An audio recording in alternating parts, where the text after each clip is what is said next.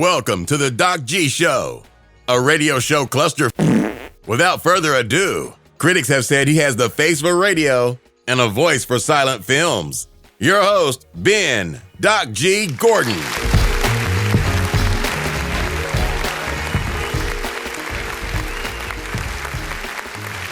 And we are on the air. Welcome to Doc G Show. I'm your host, Doc G. With me, as always, the one, the only, Mikey Maximus, the Furnicus. Say what? Charette. What's up, Doc G? How are you, sir? Well, as you can hear, my voice is amazing. Nope. Yes. Not really, listeners. I'm sorry. I'm battling an illness. Ew. Not really. I already got over the illness part. Listeners, you know how it goes, right?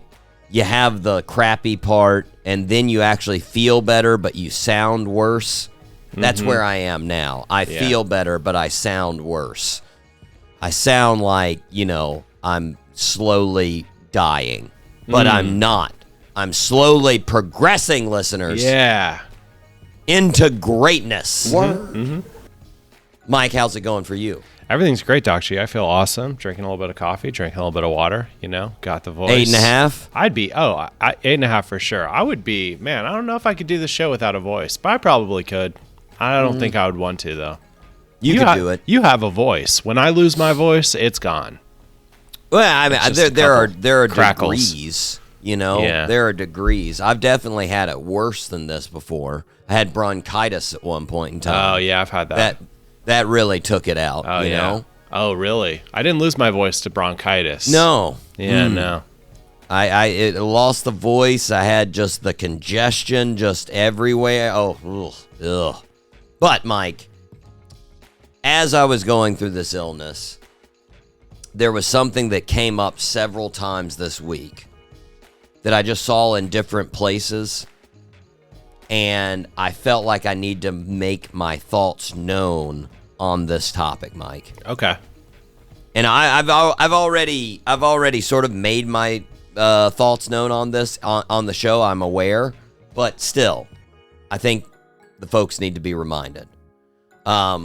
This week, I've heard some version of the saying, "If I could do it all over again, I wouldn't change a thing." Heard that I heard it a couple times in like sports situations. Heard this time a couple times like in like politics and whatnot. And My mom said it to me. this statement is always associated with like looking back, of course. Maybe it's the person's entire life. Your mom's case in point. Maybe it's a particular series of events, Maybe it's one event. But of course, the synopsis is, if I was given a replay, I'd ask to do the exact same thing. And you know what I got to say about that, Mike? That's dumb. Yeah, it is. And definitely not true. No way. What are we supposed to think, Mike? You have no regrets? Like, are we just supposed to think that you're like, oh, that was awesome. I did everything right. No way I'd want to do... What? That is... No. Or are we, like, supposed to be impressed, like, that you're just... You're completely satisfied and you love all of the intangibles of life, so you're like, no, I accept everything and it was amazing. Like, get the out of here. Yeah, no way. It's ridiculous. Mike, everything I have ever done in my life, I would change in some way if I could do it over again. Me too. In fact, I would change how I just told you how I would change everything if I could. If I could go back right now, I would. And do it. Like, so ridiculous. Say it again, Doc G. Just say it again. if I could change everything in my life that I have ever done, I would. You did it I would the same. do it.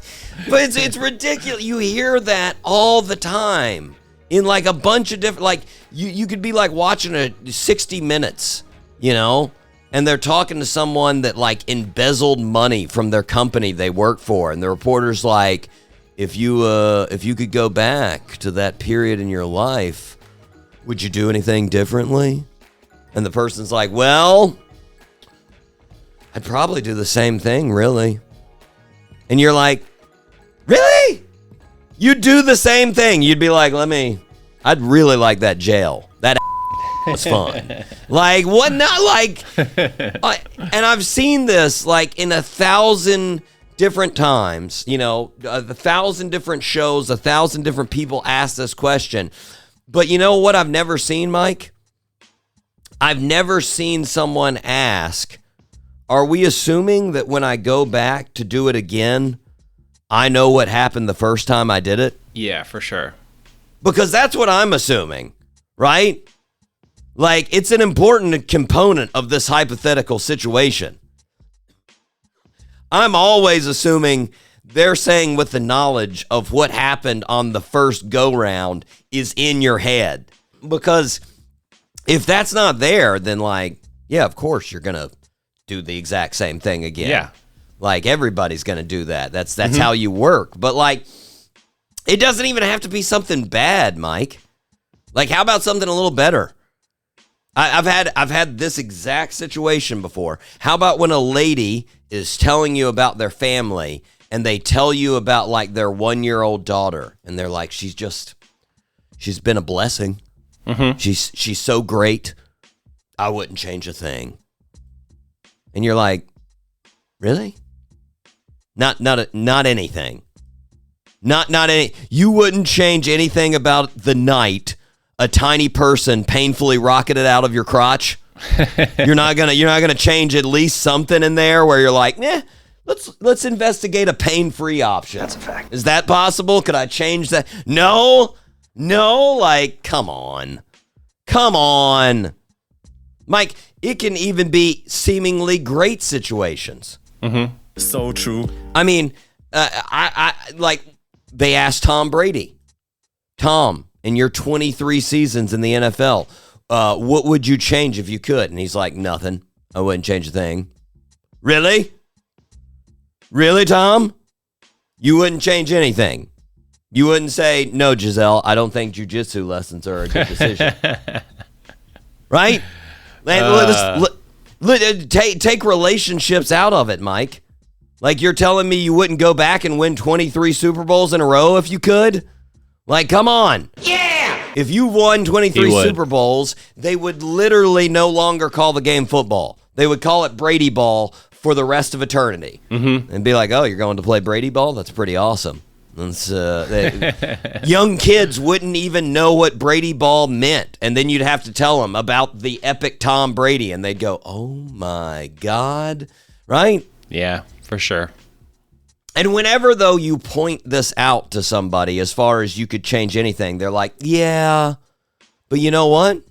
If I didn't go through that, I would have never experienced this, or I never would have experienced that, and this wouldn't have happened. So I'm thankful. I'm thankful for that failure. No. Blam. No. I'm like, so what? Life's full of crazy shit. Another chance happening will happen. Yeah, on that other timeline, yeah. It's like Blinko in Price is Right. Price is Right. You got all kinds of little bumps to go down. Yeah. It's just That's a great analogy, right? Great visualization there, yeah. Yes. Woohoo! Mike, my point is, my life is full of shame, regret, and what ifs. Same.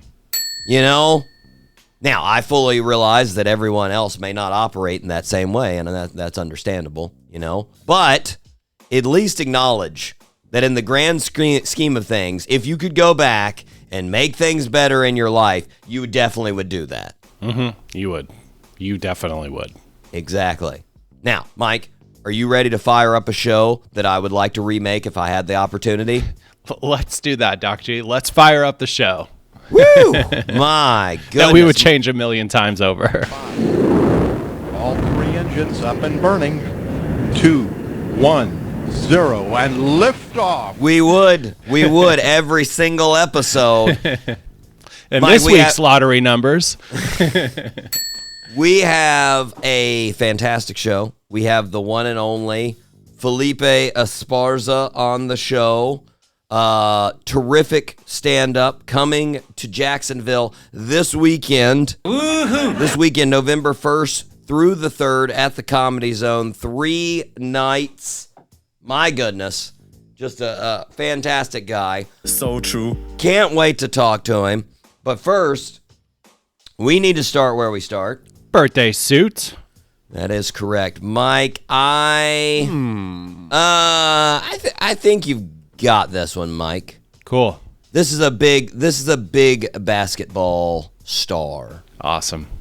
Born on October 30th, 1996 in Grand Rapids, Michigan. Our birthday suit wearer started playing basketball at a young age, became friends with fellow NBA players D'Angelo Russell and Tyler Ulis in middle school. In high school, he moved to Mississippi and became a standout player. He was recruited by multiple colleges and ultimately decided on Kentucky. He played 1 season with Kentucky and then decided to go to the NBA. He was drafted at 13th overall by the Phoenix Suns. Since joining the NBA, he has been the NBA three-point champion, 4-time All-Star, 2-time All-NBA player, and 2-time Olympic gold medal winner. During the last Olympics, Steve Kerr even called him the unsung MVP of the Olympics. Name that birthday suit wearer. He's still with the Phoenix Suns? Uh-huh. Devin Booker. Devin Booker is correct. Yes. There we go. Yes, the book man. The book. I did get some respect for him during the Olympics, Mike. Yeah. You know? Yeah. He wasn't like, he was getting time, you know, but nobody was talking really about him. They were talking about the Ant-Man, they were talking about Steph, they were talking about LeBron, and Yeah. Devin Booker just did his thing. Mm-hmm. He just was grinding, you know, and it was impressive. Yeah, it was. So shout out. Even though I'll be honest, outside of that, never been a fan, you know, and not about him, just his situation, like his team and whatnot. I'm just like, nah, I don't want to root for this guy, you know. Really? KD? Yeah, but it's not, nothing about him or like even his playing. It's just the Suns. I didn't want to root for him. That's basically it, you know. I see. But now I'm a little more indifferent. I might actually root for him a little bit. Yeah. And you know what? It's your birthday, Devin, so I'm going to say I'm definitely rooting for you.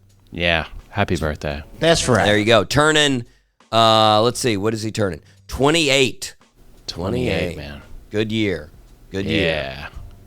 Yeah. Mike, you ready to rip some headlines? Let's rip some headlines, Doc G.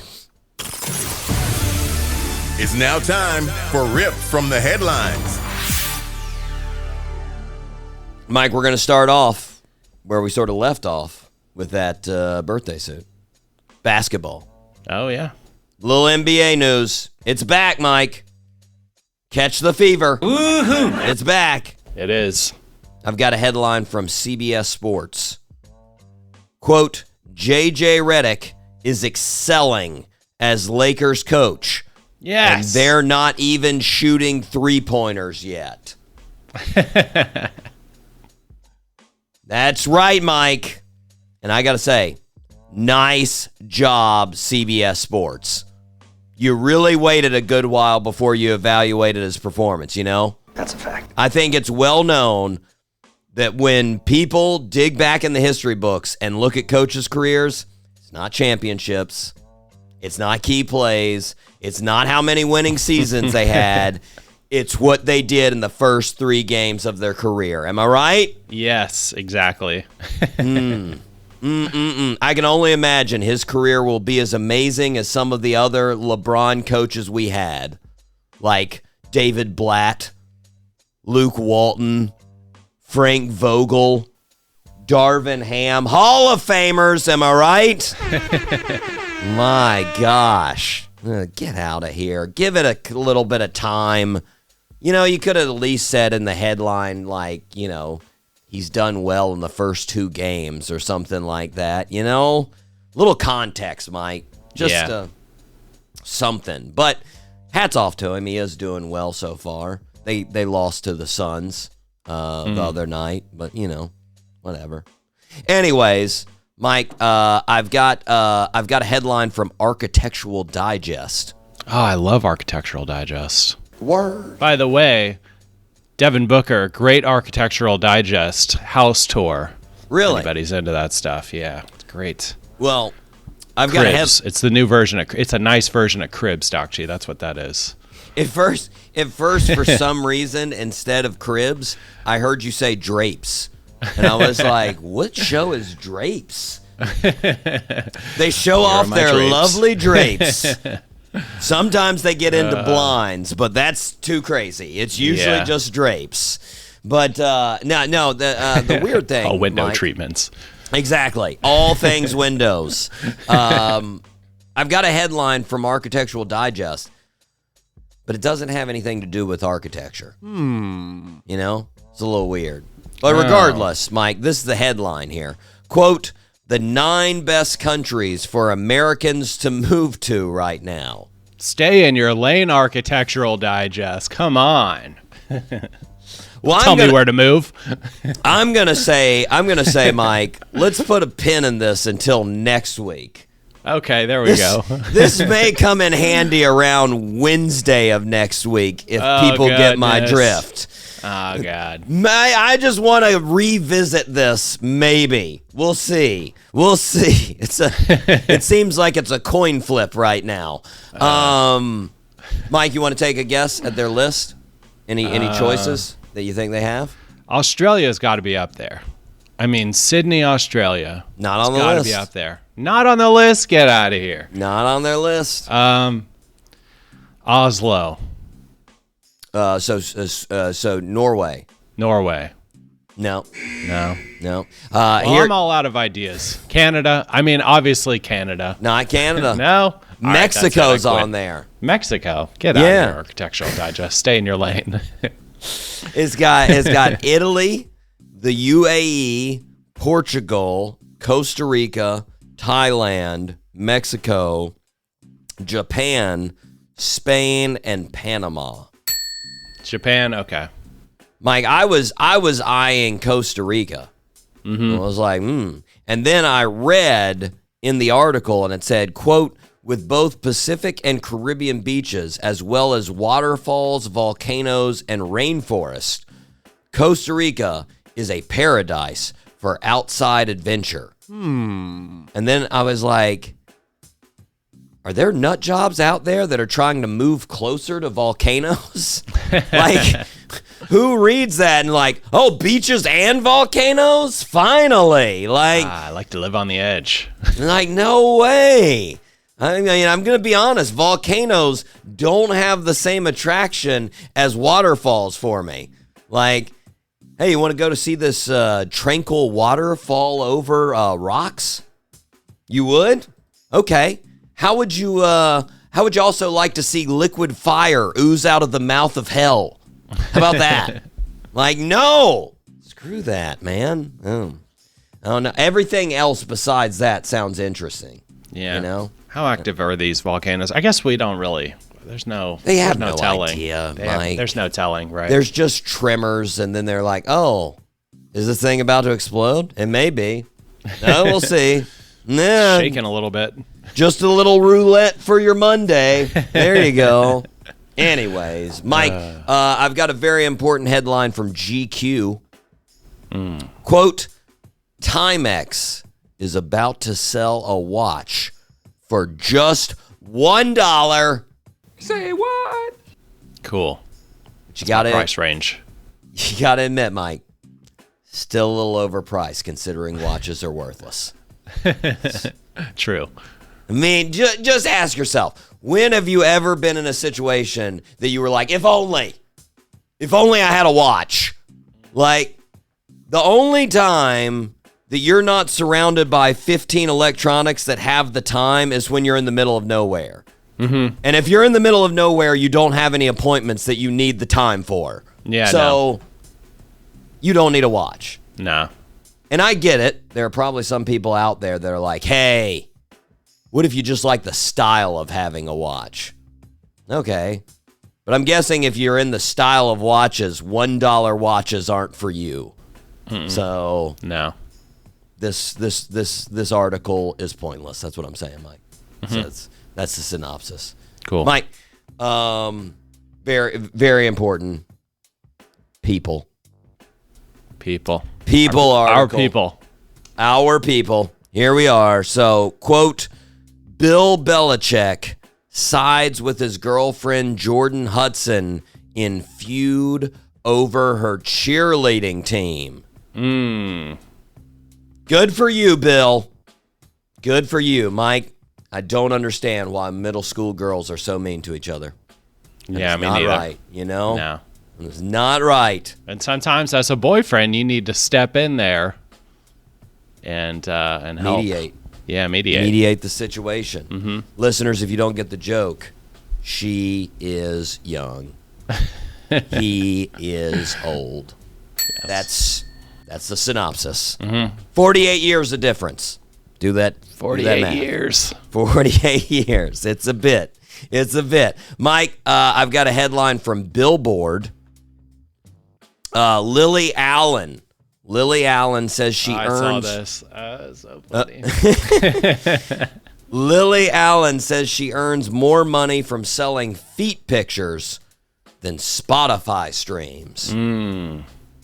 Do you know Lily Allen, Mike? Oh, yeah, man. I went to her show in Fort Lauderdale. Oh, I have her look at set you. list. Look at you go. You know, like the actual written set list. Yeah, man. And with the revisions Very cool. and additions. Yeah, it's Very pretty cool.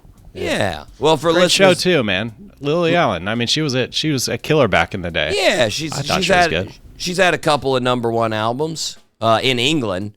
I don't think she's ever got a #1 here, but she's been popular. She opened for Miley Cyrus. Oh, on the- really? I didn't know. Yeah, on the Bangers tour back in the Cool. day. Yeah. And a couple of months ago, like the headline said, she joined OnlyFans to sell feet pics. Yes. That's And- hot. In response to this, somebody commented, quote, imagine being one of the biggest pop stars in Europe and being reduced to this. To which she responded, imagine being an artist and having nearly 8 million monthly listeners on Spotify, but earning more money from having 1,000 people subscribe to pictures of your feet. Yeah. And you know, I got to say, Mike, and I think it's been well established on this show, I don't care how much she makes from Spotify. Sell those feet pictures. They're good pictures. She could have 85 million monthly listeners. And I'd be like, sell the foot pictures. Yeah. Go for it. You can make a lot of money, probably. I think she should jack the price up to like $50. Oh, what are they at now? What's the sub price? I think like 10. I think it's $10. That's not bad. 10. Like, make it like cigarette tax for those foot freaks. They'll pay it. They're addicted, man. Yeah, smoke a cigarette with your food. Ooh, that's good. That's good hot. toes. That's good toes right there. Just like, come on, man. Who is that person that commented there? Right? Like, who gives a what she's selling? Like, mind your business, commenter. But it is kind of wild. You know, you would think like that she was a pop star, man. You would think that I don't know. I guess you think that they make a lot of money just every month. Yeah, any star in history is making at least, 10, 15, 20 grand a month just chilling. And she probably does, let's be honest. Okay. She probably, that's the thing, is she makes, so it was, I'm pretty positive, $10 a month for the pictures. Times 1,000. Times 1,000, $100,000 a month. Yeah. Right? And so you're saying she's making it like, she's probably making, I would say, from those streams, like $60,000 a month or something like that. But like, again, like who gives a if I could sell those feet pictures, I would too. Yeah. Nobody wants to see my nasty feet, so I'm not selling them. And their feet too. Who cares? I guess I shouldn't say that as far as nobody wants to buy my feet, because I haven't put them out there on the market. I mean, you're an active guy. You probably have decent feet. Oh, no. That means they are up, Mike. That's what that means. You seen LeBron James's feet? Oh yeah, they're not that gross. Man. They're not that bad, but they're pretty bad. They're pretty horrible. Mike, I'm getting ready. Sorry. The reason I've been looking down is I'm getting ready to send you a picture here for the next story. Of your feet? I'm looking down, taking a picture of my feet right now. They are gross as okay. Do you not want me to look at it? No, you can go ahead and start looking at it. All right. This is a headline from Hello. There we go. This is a headline from My Hello. favorite couple. Exactly. And here's the headline: Victoria Beckham's abs will make you double take in sweaty post-workout selfie. And Mike, you're looking at the picture right now. Yeah. I've looked at this picture. I got to say, she looks super impressive. Don't get me wrong. Yeah, she does. But it's not her abs that are the showstopper. It's her shoulders, man. It's that shoulder. Yeah. Like, to quote Tropic Thunder, her shoulders are more shredded than a julienne salad. Like, I mean, she's got... that's a moneymaker, Mike. Yeah, you can see like all the anatomy of her shoulder muscles. Yeah, you got crazy. The striation, Mike. That's the striation. anatomical term. Oh, I like striation. Yeah, it's you got definition out the wazoo, and we're trying to talk about her abs. Who gives a about the abs, man? No. Like I'm just saying. Hello, write the right title. Victoria Beckham's boulder shoulders will make you take a double take. You know, that's what it is. Anyways, doing great, Mike. David Beckham over there, still looking pretty good, but just looking pretty sad about that shoulder definition. Yeah, he's looking very unmotivated. Let's be honest. He's like, whatever. I'm here. Yeah, I guess I'll do something. What do you want me to pick up? Like, Mike got a People exclusive. People exclusive. Hold on to your butt. Quote: Gisele Bündchen is pregnant with baby number 4, her first, with boyfriend Joaquin Valente. Yeah, I was waiting for this story today. I thought you were going to open up with the show with it, to be honest with you, but you didn't, so. Ain't that Mike? Yeah, it is. It really is. Just think about it, Mike. A year and a half ago, we heard this dude, Joaquin, he's just a friend. Just a friend. We heard, he's just a friend. Well, I think Biz Marquis said it best. You got what I need, but you say he's just a friend. Mm-hmm. And you say he's just a friend. Oh, baby, you. That's what he says. Yeah, that's what he says. R.I.P. That's what he says. Mm-hmm. Good call on the R.I.P. I almost forgot that he's no longer with us, Mike. Yeah. That hurts, Mike. That hurts. Yeah, it hurts so bad that Tom Brady had to post a sad story of looking at sunsets, listening to Landslide by the Chicks. That's what he had to post. That's how debilitated he was, Mike. Mm-hmm. Shame. But I will say, this made me chuckle a little bit. When I looked up on Google News, the top stories on Gisele reportedly being pregnant, all the top stories were about the pregnancy. There was like 8 of them, you know? Mm-hmm.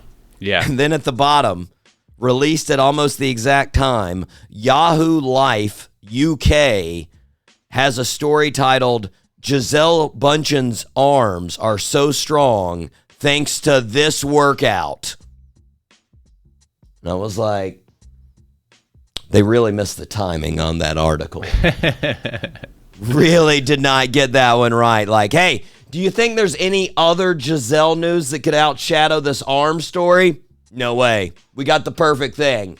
Everybody wants to know about her arms. This is going to be clickbait right here. Like, really felt like losers on that one, you know? Just did not work out.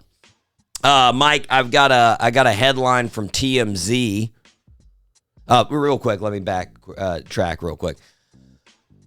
Tom, If you need to talk to somebody, Yeah. we're here. We're here. We are. We're always here for you, buddy. We're We're always here. Okay, now moving on. TMZ. Selena Gomez makes Diddy slip during charity event in L.A. Mike, what are you thinking there? I don't know. What's a Diddy slip? That's Did some human trafficked child just Well- fall out of your purse? well, just because of all the recent news, I was like, does this mean Selena Gomez made a slip and slide, lubricate it with baby oil? And was Diddy slip. Diddy slip, guys, get on. Let's do this thing. But that apparently wasn't the case, Mike. Here's what happened. She was at this event. She was making a speech for the Diddy Hirsch Mental Health Services, which help prevent suicide among young folks.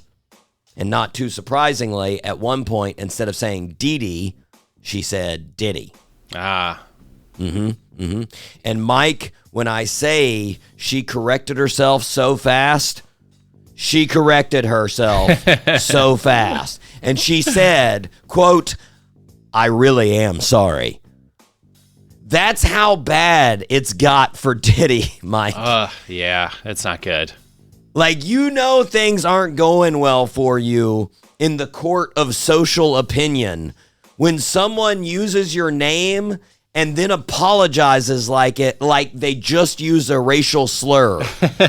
Oh, God, not that name. I'm sorry. Like, that is, whew. Yeah. Rough. Rough for Diddy. Rough for Diddy. Also, good cover, Selena. Nicely done. Way to get back on the horse. Like it. Anyways, I'm guessing they raised some money and Selena looked good. So There we go. kudos. But regardless, Mike, we need to take a break. We are going to be right back here on the Doc G Show.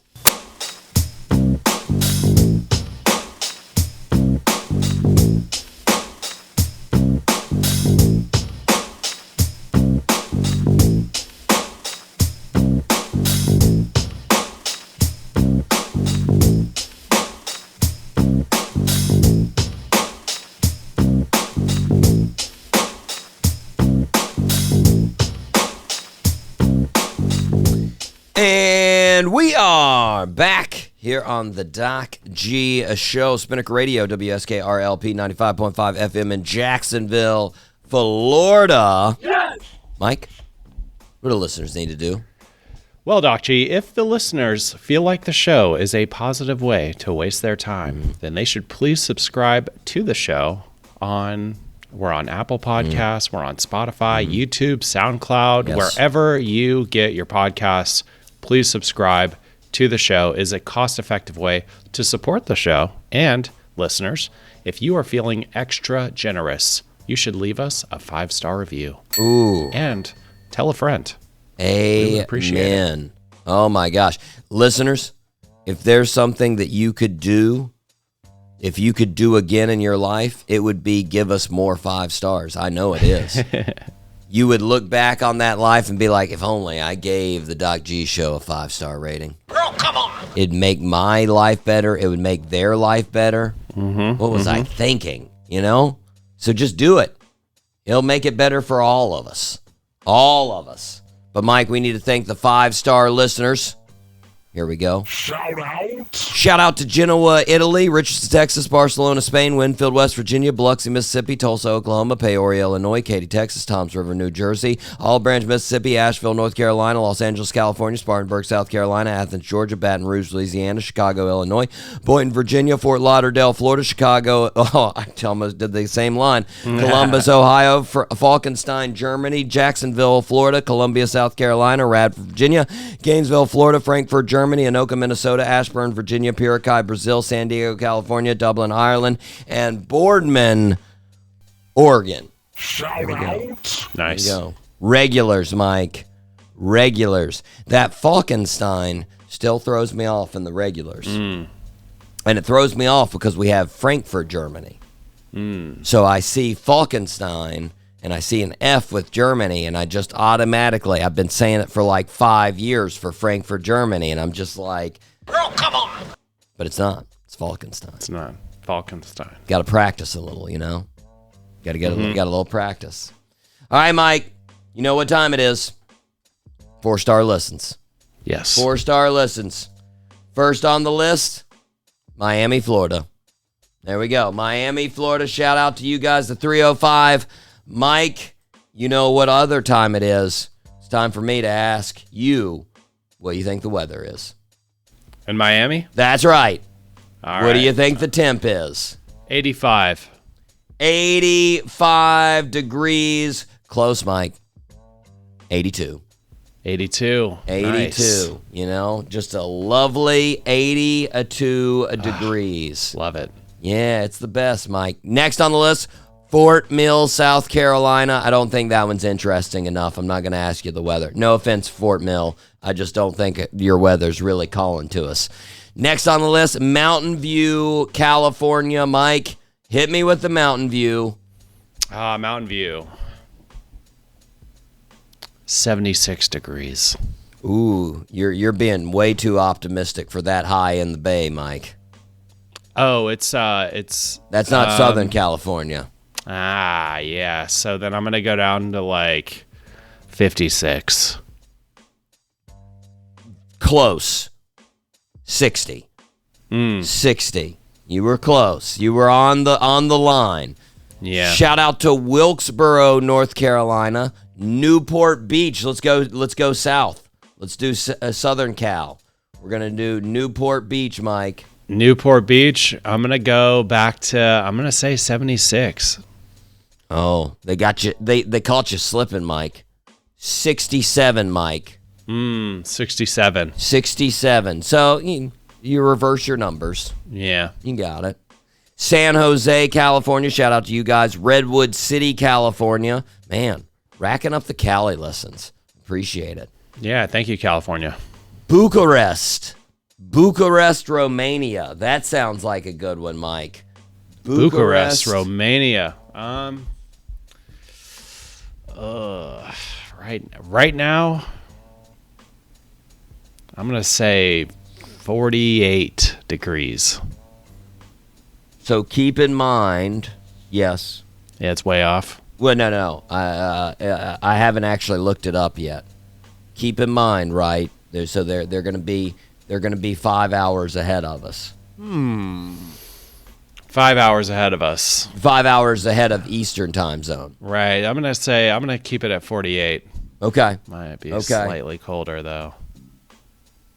Nailed it, Mike.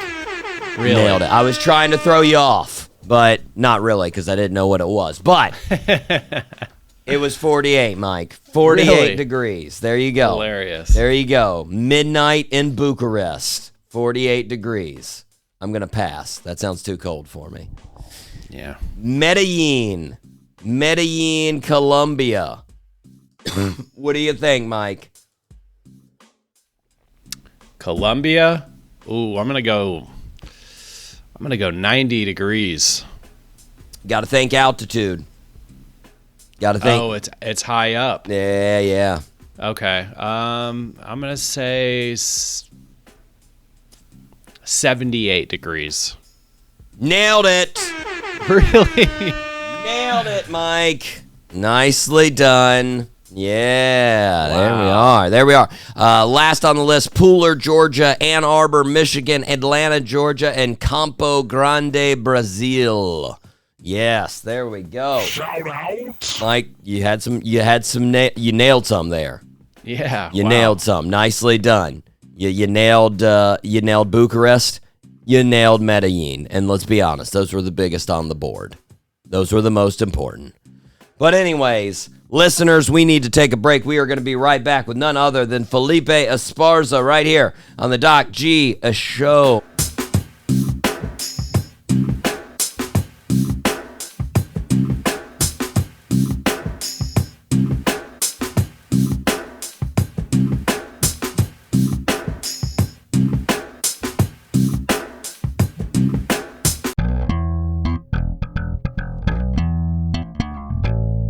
The Doc G Show. Because sometimes you need something playing in the background. Every Wednesday at 7 p.m. on 99.5 FM, Spinnaker.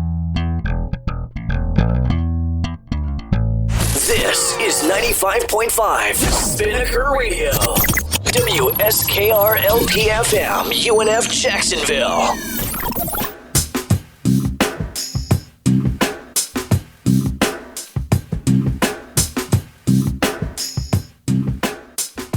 Welcome back to the show, everybody. We are super excited to be welcoming an amazing comedian who will be at the Jacksonville Comedy Zone November 1st through the 3rd on his At My Leisure World Tour, Mr. Felipe Esparza. Felipe, what's going on? What's up, fool? Thank you for having me. Yeah, man. So how do you feel about people calling it leisure instead of leisure? I don't care. I can't even spell leisure. I misspelled it the first time I wrote it. So leisure. Leisure. I feel like I honestly was against leisure for a while, but then I feel like that actually sounds like you're more relaxed, you know? Oh, Like so people do say leisure on purpose? Yeah. Oh, yeah. Idiots. Those are those people who don't pronounce Belafonte and they call it Belfontaine. Well, my rule is like if it's something that if it's like a person's name, if it's an area, if it's something like that, then you have to go by who uses it, right? Yeah. But leisure is one of those that like everybody. So I think it's a majority. Like if everybody uses leisure, then you have to. Yeah. You know. But you're actually in Florida tonight, down the road from us here in Orlando. Yes, I'm in Orlando. How do you like performing in general in Florida? I like a lot of places in Florida. I used to go to the Miami a lot back in the day as a featured act. And then I've been all over, man. I've been to Jacksonville. But plus, I know where all my fans come from now. Because before I went to Tampa, they told me there ain't no Mexicans over there. But then my whole audience was Mexican. Like the whole audience. Like if you were white there, you were there because you were the coolest white person in that town. And it was they showed up from Malakili or Malak, I don't know what they call it, Immokalee. Immokalee and Miami Springs. You've got I was gonna ask, does like because obviously you got a really strong Mexican American following. Does it follow all the way through the Latino population? Do you get Cubans and Puerto Ricans coming? Yeah, it happens all over the world actually. Like when I was in Australia, I thought it was gonna be like just like outback fools, you know, like I thought I was gonna see like the type of people that go to a Brooke Crasher show. But I thought it was gonna be like down under, man, like you know, like bushwhack. I think that's a real compliment to Bert, actually. But there was none. It was all like a lot of people from El Salvador and Colombia and Peru. Wow, they made the trip.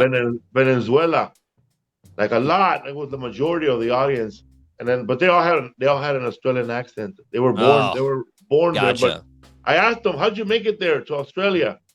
And then they said that when America took in too many Salvadorians and Guatemalans during like the Central American wars in the 80s. UNICEF sent a lot of them to Australia. So a lot of like wherever pretty much Australia takes any refugee from any Latin country that America says we've had enough of them already.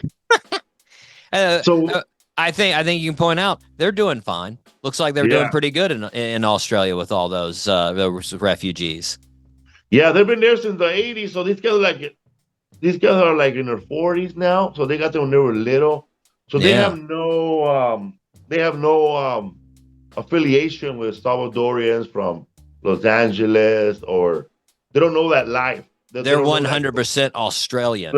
They don't know the culture of Salvadorians in Los Angeles, like a whole different culture. Yeah, yeah. Would you? I mean, you went to Australia over the summer. Was that the first like tour First time. in Australia?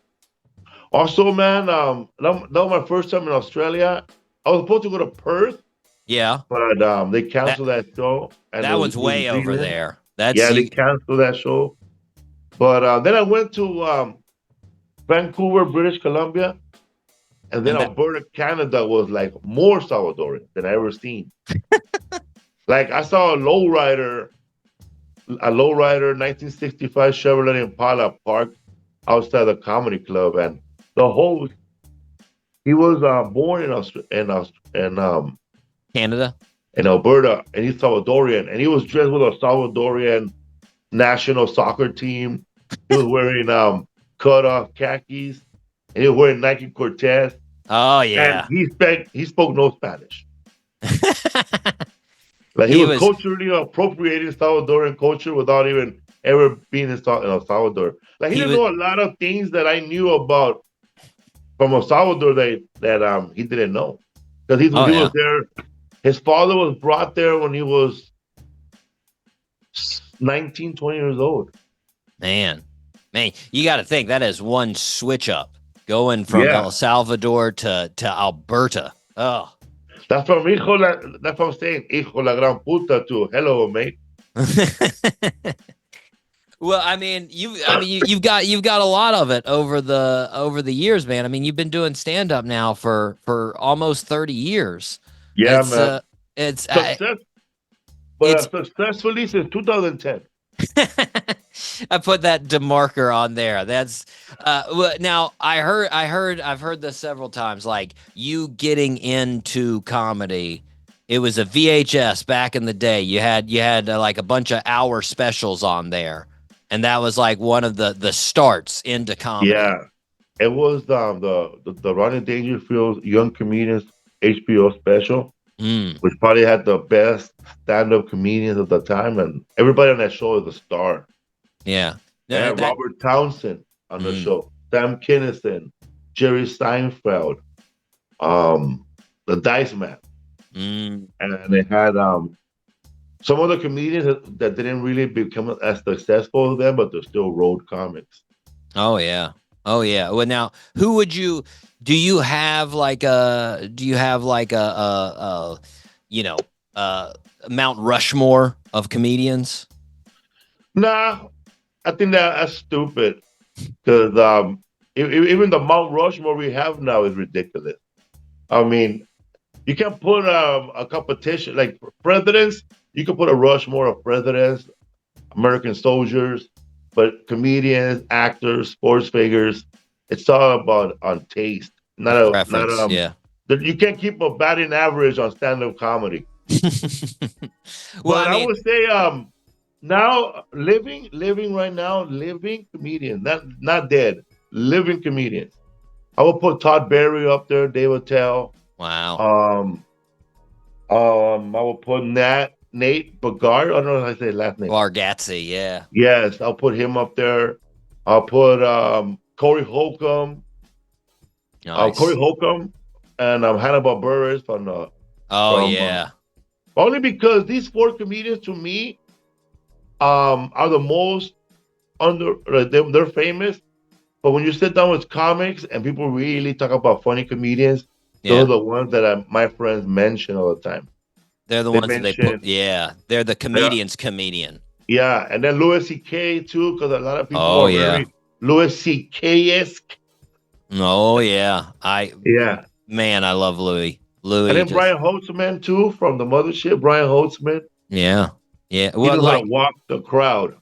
Well, take it to the ones that are no longer with us. I've heard you always say like Richard Pryor. Yeah, got you. Richard. You know, you got that video, or was it an album? You heard the album from somebody. I heard the album. The N-word is crazy. And that took it to another level for you. Man, I memorized that album the first time I heard it, like verbatim. Like I read books. I read books. I didn't write no books, but I read books. I didn't memorize them. But the album, I knew it verbatim. I was quoting it at school. I said, man, I was tell people, man, you can never get a ambulance in the ghetto unless you call up and say, 5 black people killing a white woman. Where's the body? That part right there, man, it adds so much to the show. Like, people could write like set up punchlines, but just that one little sound that he made. Where's the body? Wait, you had his wife on your podcast last year, right? Man, yes, she did it all out too. Man, that's what did you not see coming in that when you talked to her? What was the thing that you left going, wow, didn't see that coming? Oh man, when she said that she got into an argument with a bunch of comics about who to play Richard Pryor. Mm-hmm. Mm-hmm. And then she was like talking bad about a lot of them, and I was like, "Whoa, okay, she don't care." Yeah. And that was the wife that Richard Pryor shot up her car, right? Yeah. Mm-hmm. Mm-hmm. Oh yeah. Wild. Well, I mean, there's a bunch of like when you look at sort of your, heroes that you've had in comedy. You've got to actually do a lot of different things with those. I mean, Paul Rodriguez, you're in a movie with Paul that just came out. Holy cash. You're playing Officer Ramirez. How was it? Was this the first time working with Paul as the director? Yes, it was the first time I worked in a movie with Paul directing. But pretty much, if you're in a scene with Paul Rodriguez, he'll direct the scene before the director starts directing the scene. Because everybody's nervous. So Paul Rodriguez will tell you something like, do a bunch of jumping jacks. He goes, why? To get you out of the zone.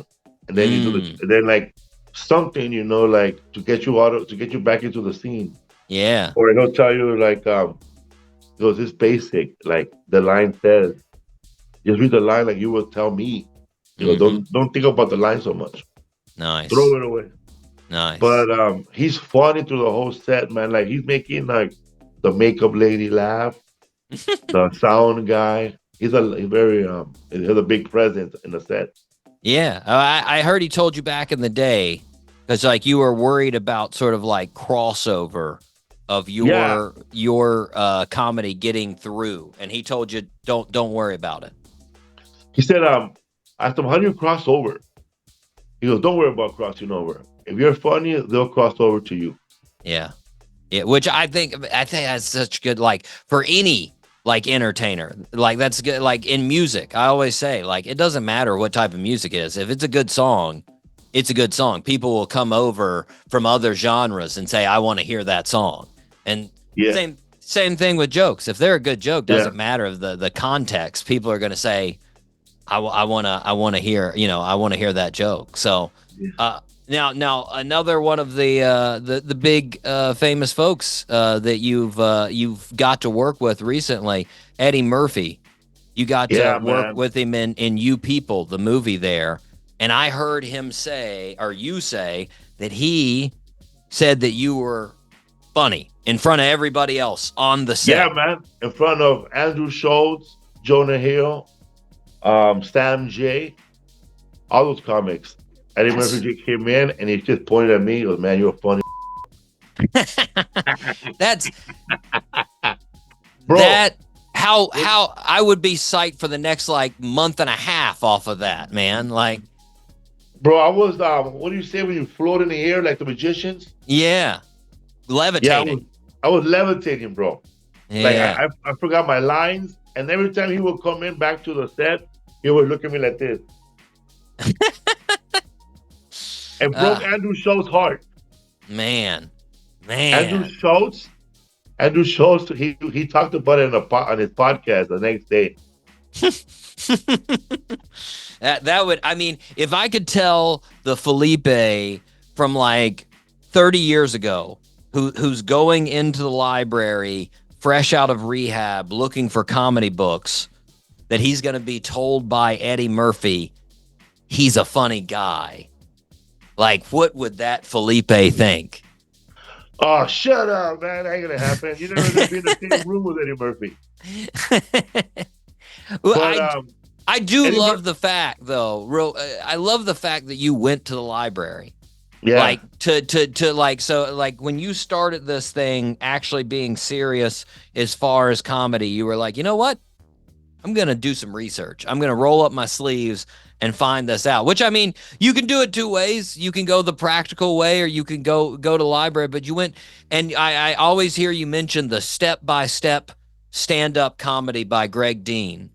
Did you yeah. did you learn anything from that book? Were there like things that you still use from that book? What happened was I went to Greg Dean's class twice. Well, the Mm. first time as me, and then the second time I wore a disguise to get it going because the first class was free. So I went back the second time, and the third time they recognized me. But the book was called Comedy Writing Step by Step by Jean Perret. Okay. Prret apostrophe. I think it's French. And that guy wrote for Johnny Carson, and he was a traveling writer with stand-up comics. Yeah. And they would give him write me a joke about golf, Mhm. and he'll sit there, man, his pad writing jokes about golf, and here you go, 50 jokes on golfing. And then he breaks down the whole Structure. diagram of how to write jokes. And Yeah. like, I mean, you still have to be funny, but the writing jokes is the hard part, and it kind of distracts some comics. But once you get the writing going in your head, man, everything comes in comedically real fast. Like people think, how did they think so fast? It's practice, man. Like lifting Yeah. weights. Yeah. And I mean, you'd say you still use all of that Yeah. structure. It's like it was like being in a writing class. I never been in a writing class. I was in a journalism class in college Uh-huh. for one semester. Uh-huh. She would get us together and go brainstorm. And she would just write a little cloud and just write whatever's Right. on your mind all around Right. the cloud. But what Gene said was, you write down columns, 4 columns, and you want to write about. So you want to write about golf. So you put golf right on top. Right. And on this side, you will write all the golf players you can think of without looking them up. Yeah, yeah. And then on this side, you will write types of golf clubs, and then brands. And over here, people that yell out, stuff that people yell out during a golf game, like four Mhm. or whatever. And then like funny movies about golf. And you put that all together, and you start constructing jokes. Nice. Nice. You got all the parts. Then you just got to Yeah. arrange them and get them into that punchline.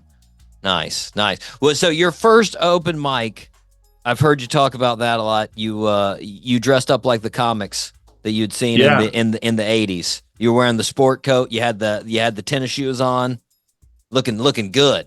Looking Yeah, fly. bro. I was dressed like funny comedian from the 80s, Mark Ripper. I had a coat with patches right here. Oh man. I was looking like Peter Parker. I bet everybody in that place was like, "Who the hell is this dude? What is And I had no tie, bro.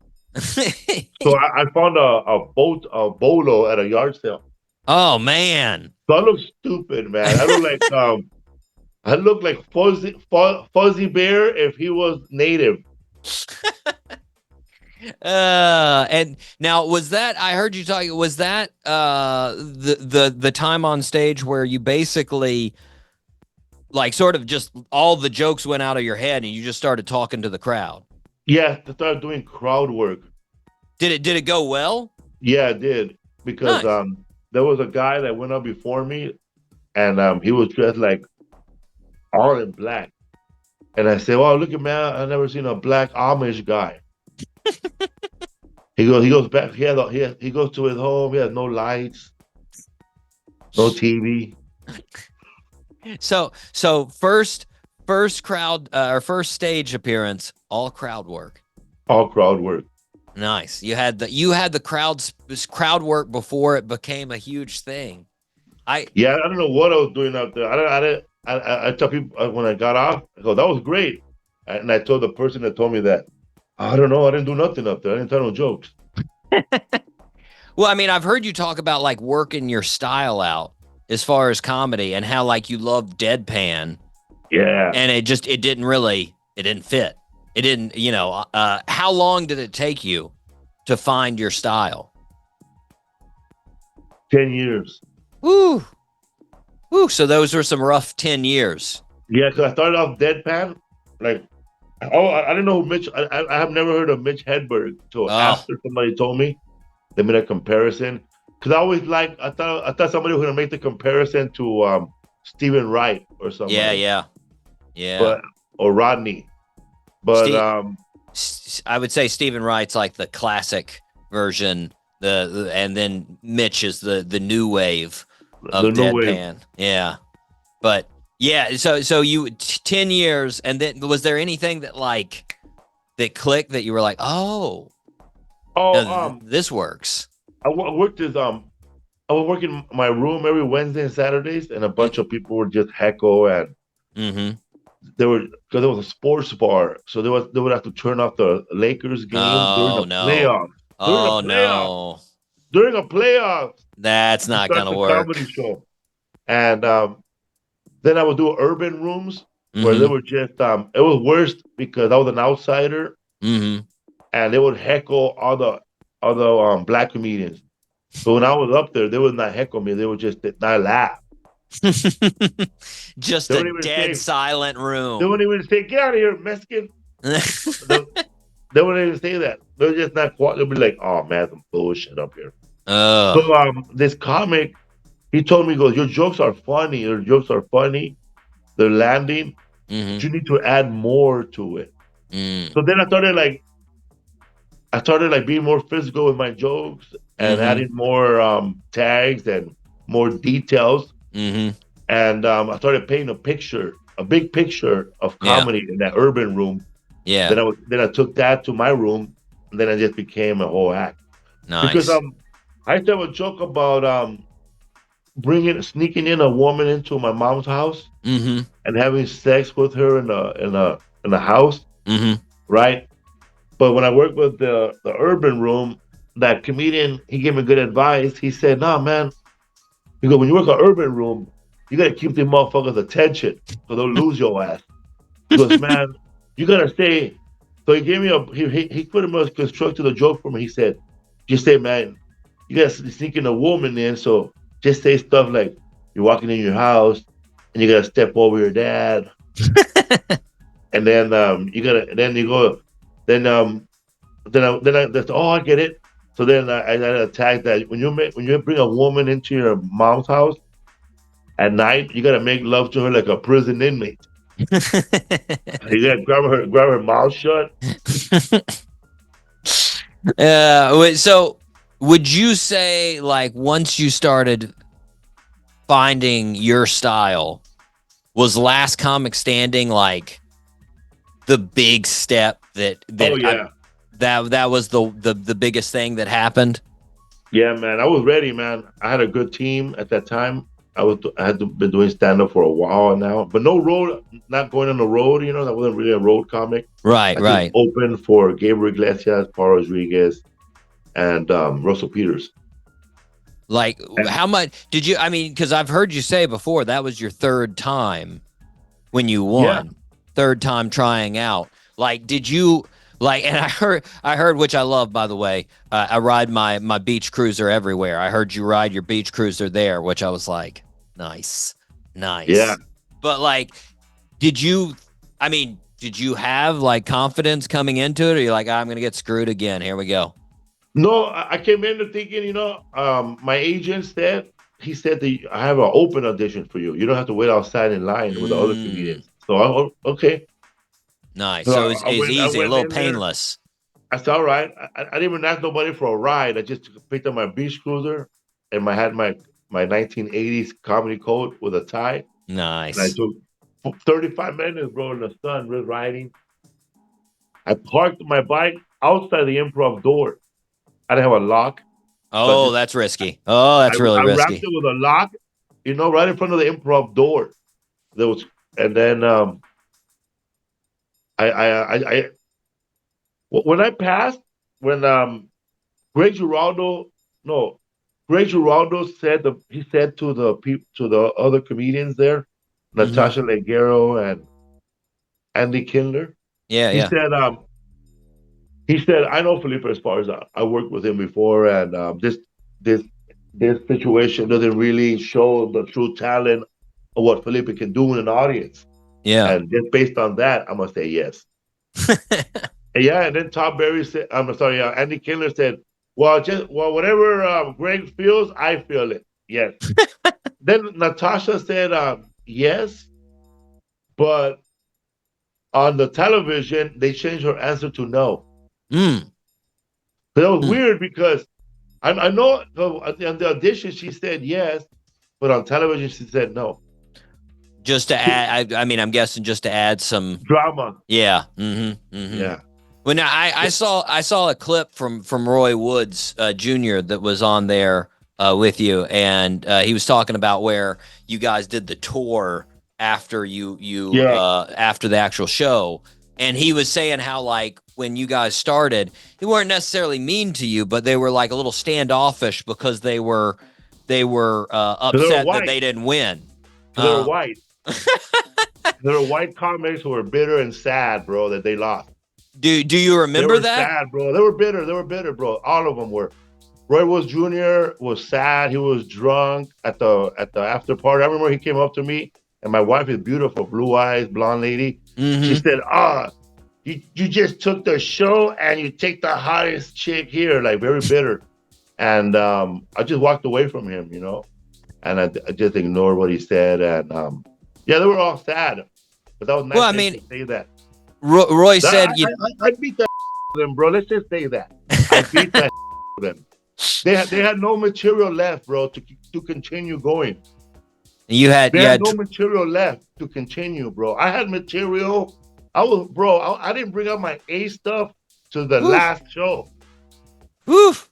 Bringing out B and C bro. Material. I blew them away, bro. I would go to places. I don't want to be sound cocky, but I blew them away. When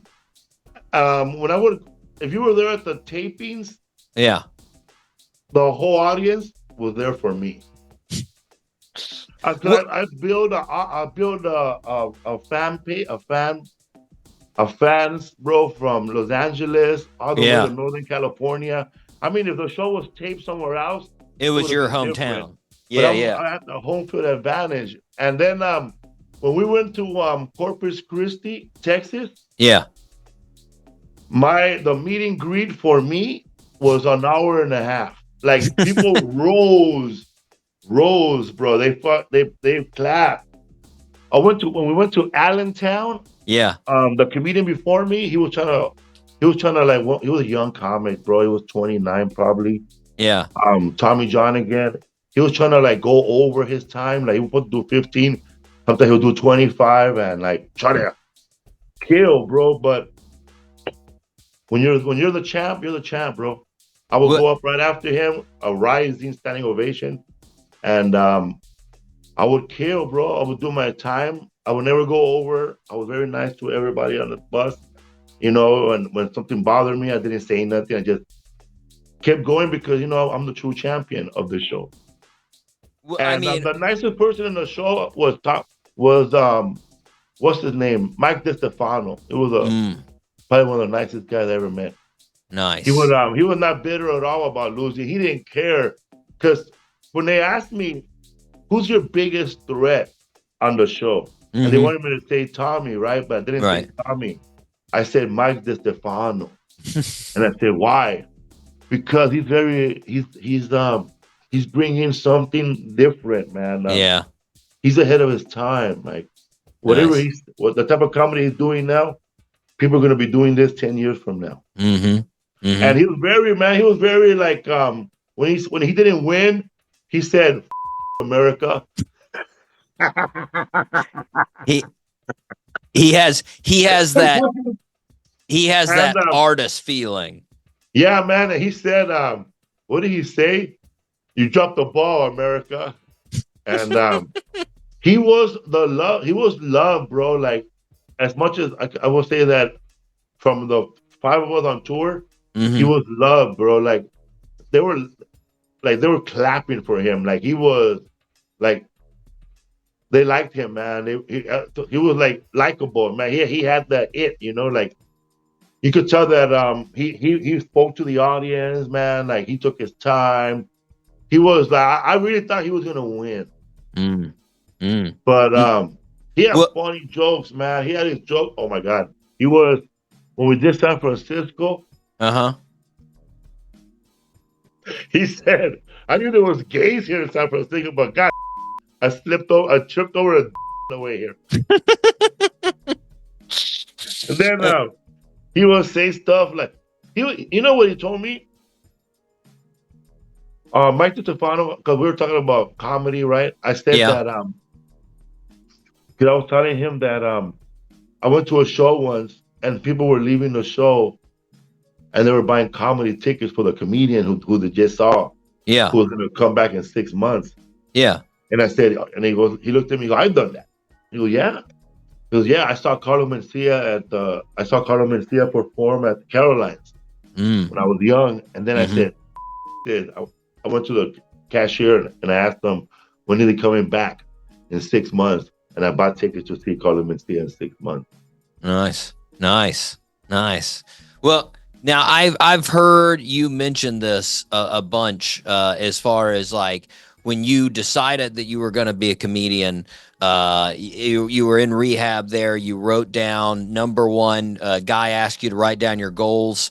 You wrote down stand-up comedian number one. You've accomplished it. Obviously, you've done a ton in the comedy game. Do you have what's at the top of the Felipe list of goals right now? Oh man, I want to be in a position where I could just tell people I have an idea for a movie, and I give them the idea, and they go write it, and then we produce it and we film it. That's nice. Kind of power. Yeah, where a person has an idea, man, like an old school, like if Dan Aykroyd or Eddie Murphy, John Belushi, those guys, they have an idea for a movie. Jim Carrey, somebody writes it. Yeah. And like I'm not in a position right now where, like, if I have an idea, it just takes so long. Like you gotta find a writer, you gotta find a director. I'm like, I want it to happen now. I also want to be in more movies. Yeah, but not as a main actor. Maybe not even as a co-star. I don't like. You like those side roles. Side role. I don't like being in the set. Because it takes forever. Like if I have a scene with someone, like the Eddie Murphy scene. Yeah. I waited in my dressing room pretty much for all day. Whew. So like they finally called me in. Like I saw 2 movies in my dressing room. I disappeared and went to go get high and came back. Nobody even noticed. But if when you walk out every time, if you had to wait, if Eddie Murphy told you were a funny person, it'd be worth it. Then that would be. When Eddie Murphy said I was funny, his personal assistant, his PA, yeah, he came up to me. He goes, "Yeah, man, Eddie Murphy really likes you." And then I saw the kid, and I know him. He was a PA on the Eric Andre show, and now he's working for Eddie Murphy. And he told me that I was the only nice guy on the set when I was on the show with him. So you gotta be nice to people, man. I would give that advice to every comedian out there. If you're new, be nice to everybody, even and also the people who are not mean. Be mean to them, because everyone else is mean to them too. Well, like if you're gonna be mean, you better be the most hilarious person on the planet. Like, yeah, man, you're gonna be up there with you gotta be famous to be mean. Yeah. Well, I mean, you've done so much. You got so much going on. You got the multiple podcasts. Your shows are happening. The tour is happening. Recent movies. Have we not touched on anything that you're really excited about? I'm excited about movies, man. Nice. I have an audition for a movie on Tuesday. One line, perfect. What? Can you tell us what it was?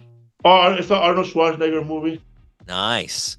I didn't know he was still acting. I was hoping it'd be Terminator. That was like that's the movie that changed my life. Terminator 6. Here we go. Terminator 2, bro. Man, the classic. Well, Felipe, as far as At My Leisure tour, all new material. Can Yes. Oh man. So Actually, I did my special in June. It'll be out next year. It's called Raging Fool, based on Raging Bull. like it. And I'm actually wearing a jacket that says Raging Fool on the back. Love Old it. school, like the Dice Man. Oh, love And it. it's that material that I did on a special. I was doing it on the road for the last 3 years. Yeah. So if you heard that material on the road, you're going to hear that on a special. But the Nice. material I'm coming with now is different from the special. I will say like 30 minutes of it is different. Oh, I love it. I love it. I love it. Well, Felipe, I don't want to take up any more of your time, man, but I really appreciate you coming on the show and talking with us today. Man, what's up, fool? Thank you for having me, man. Of course. You're in Listeners, Jacksonville? Jacksonville. Man. Listeners, you need to check out Felipe coming to the Comedy Zone in Jacksonville, November Go to 1st. I don't know if they still have the open mic in Jacksonville, but you should go to that too. I met a lot of comedians there, and it's funny, man. The comedians that show up to the open mic are people who just came out of prison with a dream, just like me. And every now and then you'll get a good one. You'll get a good Hell one. yeah!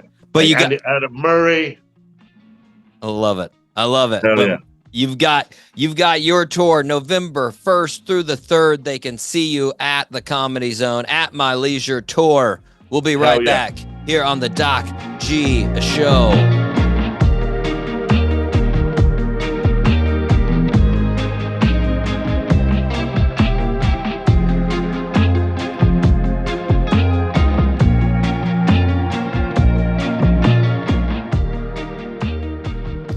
And we are back here on the Doc G Show. You just heard Felipe Esparza. Make sure you go to the old Comedy Zone this weekend, November 1st, November 3rd.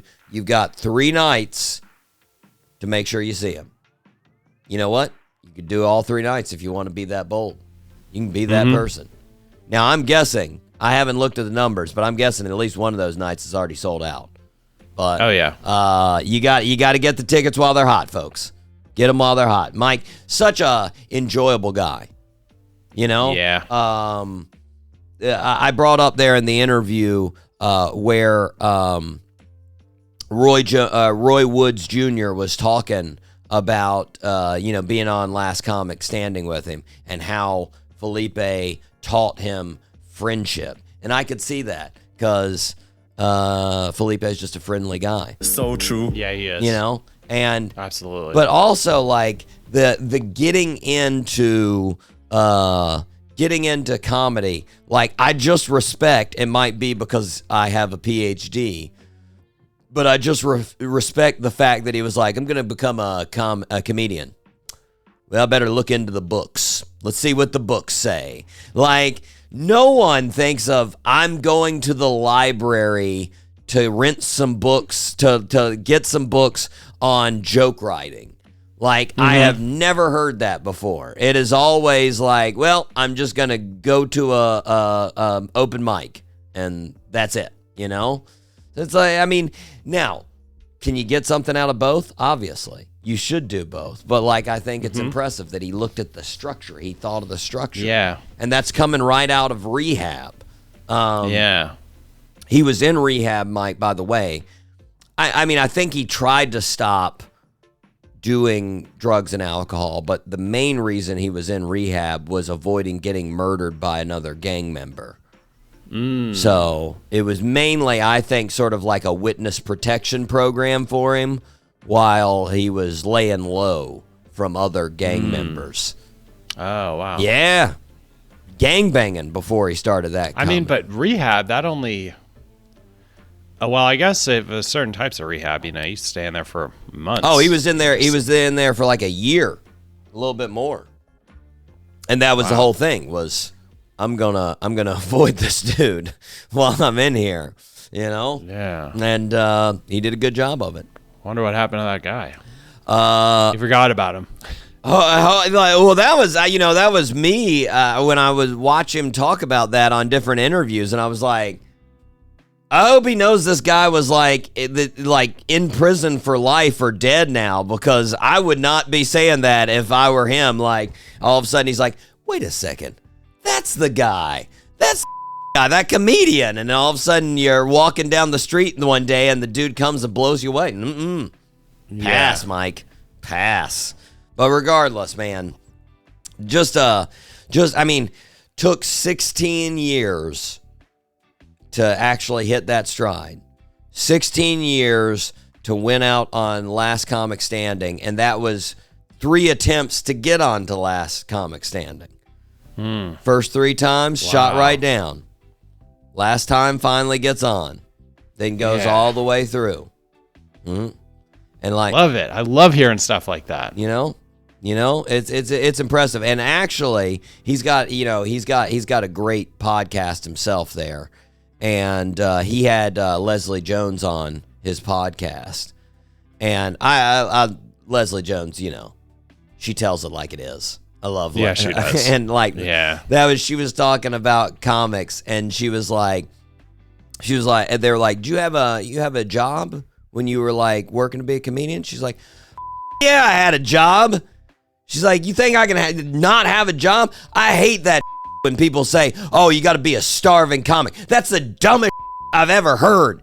Get a job and then do your comic stuff on the side, or you're not really working. And I was like, yeah, I like it. Roughly said. Rougher than I would have said, Leslie, but yes. Yeah. Like, it's he's had a lot of cool guests on this podcast. Shout out Felipe. Thanks for coming on the show. We definitely appreciate it. Yeah, it's amazing. Mike, we need to move on to the fastest growing segment in the world. Mike C, top 3. Amen, Mike. You suggested grades. Grades in elementary school. I extended it and said, how about we just do even middle school grades? And you're like, all right. So, cool. Favorite grade. So your years of school from kindergarten through 8th grade. Here we go. Now, we obviously only have 9 to choose from, Mike. So it's a little bit hard to have honorable mentions, but do you have any honorable mentions? At first I didn't, but I think I do. Okay. Honorable mention, kindergarten. It was a traumatic time for me, Doc G. I had a hard time going to school at first. I cried. I didn't want to leave my mom. I had attachment issues. I don't know what you call it, but I hated school right away. Wow. Right from the very first day, I did not like being in school. But as I reflect back on it, Miss Wright, my teacher in kindergarten, fantastic lady. Couldn't do any wrong. And it was what it was. Kindergarten was okay at the end. Okay, you worked through it. Yeah, but it was tough. You worked through it. Mike, my honorable mention, 4th grade. 4th grade? Just sort of one of those in-betweeners, Not too much going on, but I really, the teacher, I dug her. She was an older lady, and not just older lady when you're young and you think a 25-year-old is old. Like, she was actually an older lady. Like, I'm pretty sure she was in her 60s when she had me as a student. So if she's still alive, hats off to her. Amazing that she's still holding on. Miss Moy, if you're still out there, shout out to you. But she was pretty awesome. I was into basketball at the time, I was into UNC basketball. Loved the old Tar Heels at the time. Yeah. And she was into UVA because she went to UVA. And so we would have back and forth about who was better, the ballers on the different teams and whatnot. It's good stuff, Nice. So 4th grade. Just a shout out for 4th grade. I don't remember 4th grade at all. The teacher, the year, nothing. Got zero memory of it. No, just wiped right through that one. I don't know what happened in 4th grade. No idea. Too many drugs. Yeah, it was many probably. drugs. Yeah. Mike. Robitussin. Get that tussin in ya. Mike, number 3 for me, and I know this is going to be controversial. This is a hot take for most people. 8th grade. Ah, nice. That was my number 3 as well. Oh, really? Okay. Yeah. All right. I think I thought all middle school grades would be pretty rough for people, but Mike, I just had a lovely time 8th grade. Oh yeah. You know, 8th grade's nice. like all of my final years, because I was in such a small school all the time, it was like I ruled the school. So in 8th grade, I ruled the middle school, and it was super fun. And me and my friends would always do stupid things. We got in trouble for so many things. But because you're 8th grade, and they're like, they're out of here. Who cares? They don't like get you into full trouble when you do something. It's just like, get out of here. You know, like. So yeah, we did all kinds of ridiculous things. I got so many detentions in 8th grade, Mike. Really? Yeah, but you know, they were just for goofy crap. I remember at one point in time, we were goofing off in math class, and my friend Travis shoved me out of class. Like, he actually shoved me out of the room because the teacher said if anybody goes outside of the room, they get detention.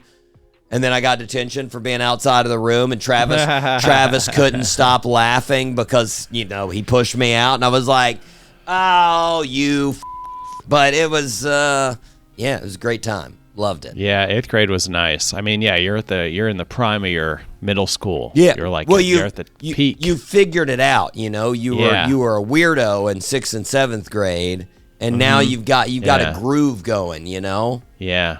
You got a groove. 8th grade. I got my first girlfriend in 8th grade. There you go. Yeah. There you go. Brittany I. I'm not going to say her last name. Okay. It's probably changed. You're like, it's too... 3 times This since is then. too recent. This is too recent.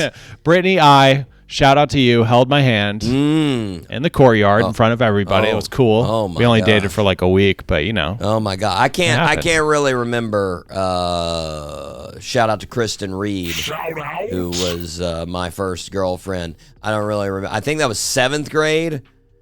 And Mike, it was not cool. Nope. I immediately regretted having a girlfriend as soon as it happened. Really? Yeah. It happens. It's one of those things that as soon as not because Kristen isn't great, she's still great. Shout out to Kristen. I loved her, but got to be honest. As soon as I had that ball and chain on me, I was like, I got to get out of this. I'm a young dude. I can't be strapped to this lady. This is horrible. It was had a nice immediate reaction like a caged tiger, Mike. It just did not really? work. Yeah. Did not work. Yeah. Mike, my number 2, 5th grade. 5th grade, okay. Again, kings of the school, Mike. Yeah. Kings of the school. 5th grade, ooh, I'd been running that school for 6 years. I was so excited about that. Oh, man, every teacher knew me. Every teacher thought I was a jack.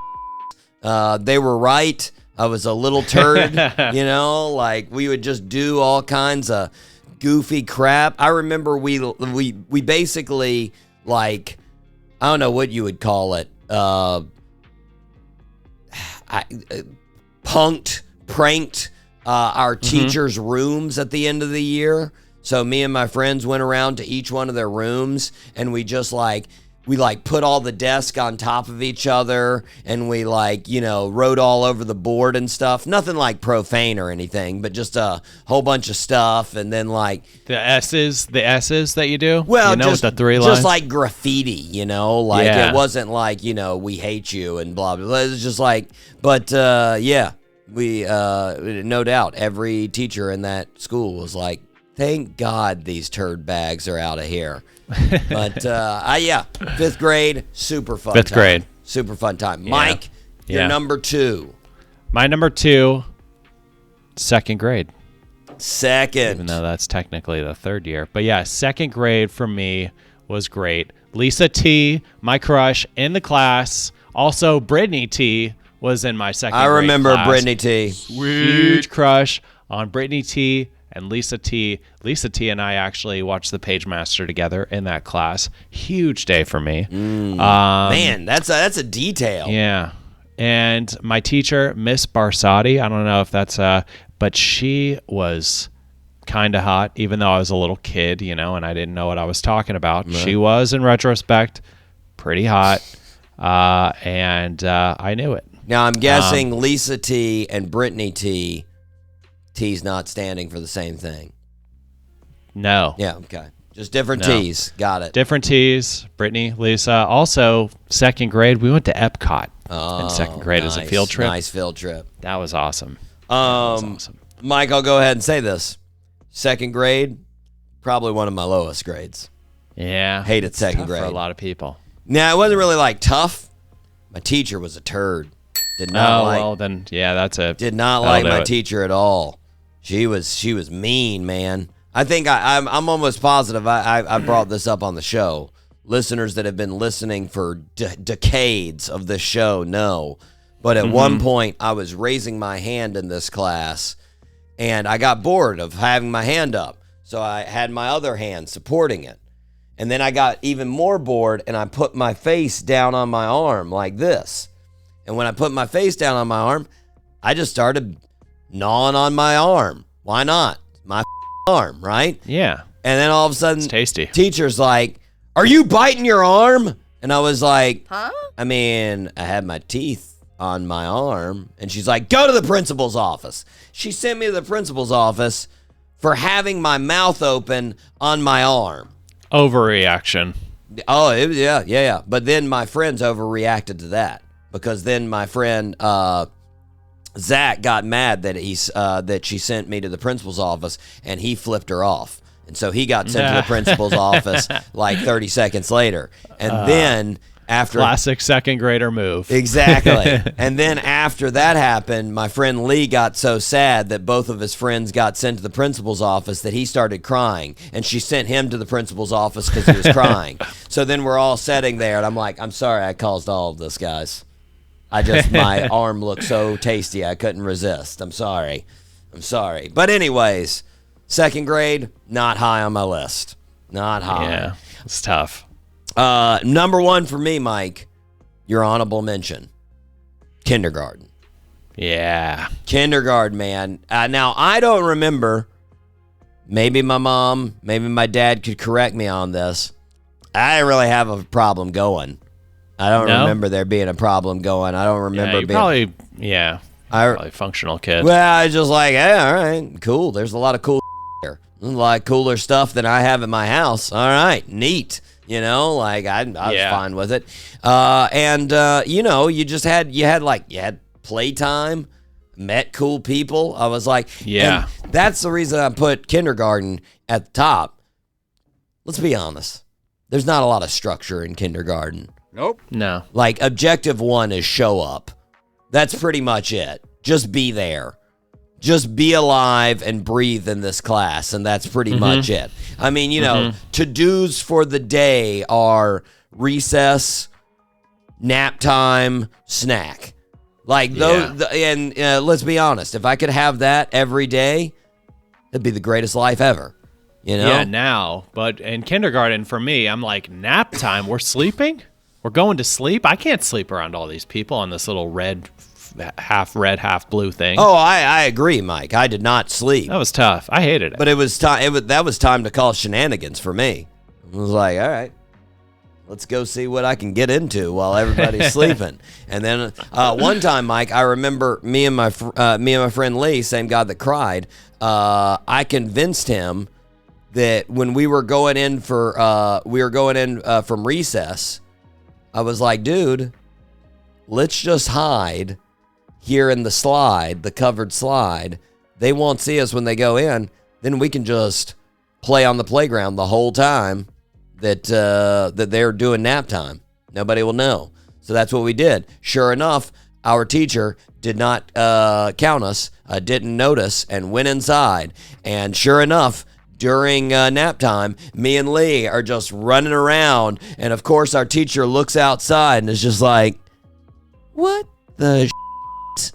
And yeah, we got in trouble. I forget what we got in trouble for, but totally worth it. Totally worth it. Yeah, for sure. Mike, your number one. My number one was your number two. Fifth grade. Fifth grade. Mike, so we almost did... did I get that right? Yeah. Fifth grade, yeah. We almost did... we had the exact same top three, except I didn't have second grade. I had kindergarten, which was one of your honorable mentions. Yeah. So we almost had the same top three there. Fifth grade. What made fifth grade so awesome? Fifth grade, well, my birthday was the last day of school, which was pretty nice. awesome. And also that happened in 8th grade. Miss Fleming, my teacher, she was tough. She was a hard teacher, but she definitely made the grade memorable. Yeah. With her assignments. This was where I've told you, manners class. I took manners class in 5th grade. We went to a nice restaurant and practiced our manners. You remember the restaurant? It was in Greenleaf. Olive Garden? No, it wasn't an Olive Garden. But we almost went to Rainforest Cafe in Disney. That would have been super nice. That would have been cool.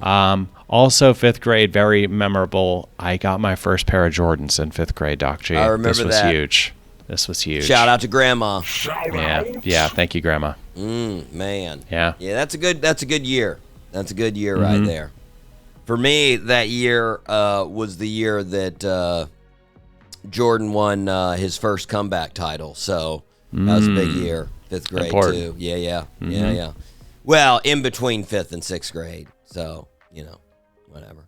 Anyways, Mike, that'll do it. That'll do it for the top three. What do we have on the schedule for next week? Next week, I know we sort of did this. We did band reunions, like the bands that, great band reunions. Yes. But what about the bands you would want to see reunite? Okay, the ones that haven't got back together. The ones that never got back together, they broke up. Which bands would you like to see reunite? I don't know. That's tough because I feel like there's not a lot of those out there, That are like still alive? Well, I mean that just broke up that like never got back together. There are very few of those. That at least once. At least did like one show where they got back together, But let's see. Okay, we'll give it a shot. Yeah, let's try it. We'll give it a I'll have run. more options next week, Doc G. Okay. This was one on the list. I was like, yeah, why not? There's a couple out there. I think at least for a top three. We'll give it a go. Yeah. Mike, we got 2 birthday suits. You want the famous politician or the actor first? Let's go with the politician. Okay, this is an ancient politician, Mike. Well, not ancient, but historic. Born on October 30th, 1735. Jeez. Or October 19th, 1735 by Old Style, Mike. You know Old Style? I see what you did. Do you know Old Style? The change from the Julian calendar to the Gregorian calendar. Okay, no. Yeah.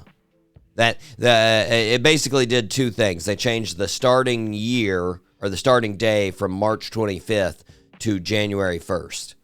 Okay. Yeah, and then they basically realized that the celestial patterns in the Julian calendar were adding days.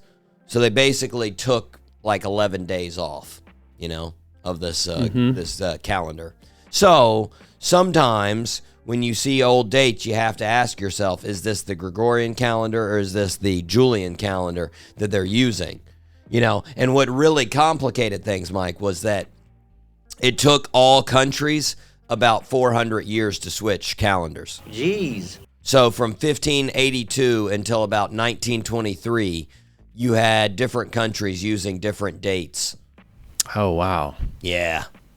Not a smart system. 400 years. 400 years. Wow. So you could really have like communication between 2 countries like France and England, and it would be fast enough where they send something by their date and it actually looks like it went back in time when it goes to England because they're using different date systems.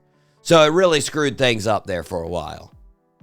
But Regardless, we're on Gregorian calendar now, Mike. How jazzed Okay. are you to know about the difference between Julian? I'm pumped. I thought so. That's really interesting. I thought so. Anyway, I like time. I like dates. I like measurements of time and space. Yeah, amen. Yeah. Amen. Our birthday suit wearer went to Harvard in 1751. Graduated, started teaching school, but ultimately decided he wanted to become a lawyer. So in 1758, he graduated from Harvard with a law degree. He then, after the Boston Massacre, was counsel for the British soldiers. He had his famed statement during the trial of saying, "Facts are stubborn things, and whatever may be our wishes, our inclinations, or the dictates of our passion, they cannot alter the state of facts and evidence." Very good quote, Mike. Very good quote. Our birthday suit wearer ultimately became a member of the Continental Congress and a signer of the Declaration of Independence. He was ambassador to the Dutch Republic and Great Britain. Then in 1788, our birthday suit wearer received the second most votes for the president, so he became vice president. He was the first vice president of the United States. In 1796, he was elected president and became the second president of the United States. One of our birthday suit wearer's biggest impacts during his presidency was appointing John Marshall to the Supreme Court, who was the Chief Justice for 34 years, the longest reigning Chief Justice of the Supreme Court. Our birthday suit wearer was one of the founding fathers and the only one that never owned a slave on pure principle. He thought it was wrong. Name that birthday suit wearer. Doc G, I'm terrible. I don't know. I'll take initials. Let's go. I was about to say, let's go with initials. J.A. John Adams. John Adams is correct. There Cool, we go. Woo! John Adams, one of my favorite presidents. I mean, I might be a little biased, Mike, because Paul Giamatti made me biased. Don't know if you ever watched that miniseries on HBO. No. Good one. I'd say go back and watch it. He is a convincing John Adams. It's very good. It's very good. And John Adams, just the thing about John Adams that I liked so much, he was an honest guy. You never you got the Honest Abe, you got the George Washington with the cherry tree, all that nonsense. John Adams was truer than both of those people. Yeah. Like, if he believed something, he would just be like, this is it. I'm letting you know right now. Like, that guy stood on principle, and mad respect for John Adams. Mad respect. Heck yeah. So true. Mike, let's go on to the next one here. I'm not sure. You might have this one, you might not. We'll see. Born on October 30th, 1945 in Manhattan, New York. Our birthday suit wearer was the son of two German Jewish immigrants who fled Germany because of the rise of Nazis. Our birthday suit wearer fell in love with acting in high school. He ended up going to Emerson College, where he majored in theater. He was then accepted in the Yale School of Drama for a master's in fine art. In 1973, he read for the part on the show Happy Days. He auditioned for Arthur the Fonzarelli. He ultimately won the part and skyrocketed in popularity. Everyone knows him for being the Fonz. Since playing the Fonz, he's become an icon, playing in small roles in comedies like The Waterboy, Little Nicky, TV shows like Arrested Development, Parks and Recreation, and Barry. Name that birthday suit wearer. Why am I blanking here? Are the initials HW? Yes, they are. Henry Winkler. There it is. Cool. Nicely done, Mike. I wasn't sure if you were going to get Henry, but you did. You got him. Turning, what is Henry turning? Wow, 79. 79 for Henry Winkler. Looks good for 79. Yeah, man, it looks great. Good for you. There we go. There we go, Mike. Mike, we need to wrap it up for this week, but we have some fantastic shows coming up. We got Nico Moon coming up. We got Brandy Denise coming up. A lot of different good shows. But for now, until next week, I've been your host, Doc G. With me, as always, the one, the only, Mikey Maximus, the Fernicus, Charette. Always a pleasure, Doc G. Thank you so much for having me. Of course. And until next week, zip it up and zip it out. Zippity-doo-dah.